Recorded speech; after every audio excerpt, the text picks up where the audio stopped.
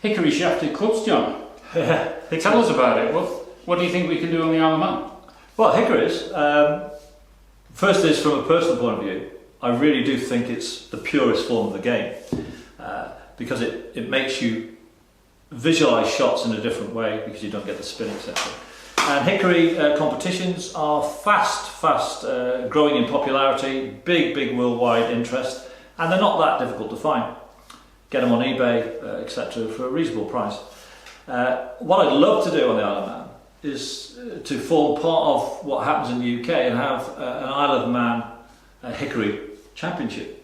People will travel from the UK, from Sweden, which is very supportive of Hickory, and in fact from far afield as the States, if the timing's right, to play in the Isle of Man Hickories, I'm sure.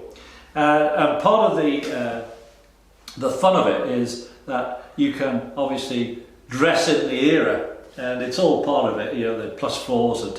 In fact, I'm playing in the English Hickories on October the 5th at Rye, where you have a 2-shot penalty if you don't play in a jacket and tie.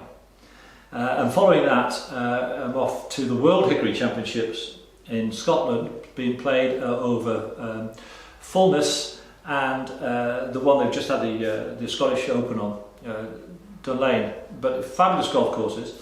Sandy Lyle won the Hickories 2 years ago with a 67-71.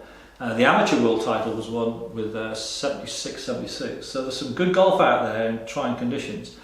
So I'd love to bring it to the Isle of Man.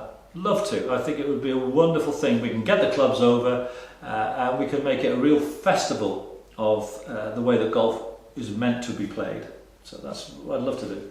I love the idea. I love the individuality of each club. I mean, you just pick this one up and it's a long-faced mashy James Braid special. So there's a lot of character in these things, and when you actually get to hit the ball, you get a different type of feel. Oh, very much so. And in most of the tournaments you are restricted to the ball you play, which is a much softer ball. Remember the balls historically were gutted. You can actually get those replicas as well.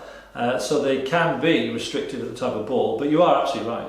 The way that the ball comes off the club is completely different, and it is a challenge. It's a harder thing to do. Your distance awareness is different. You don't play a wedge and drop it in at 115 yards and go whatever it might be. This is a different game. It's a wonderful thing.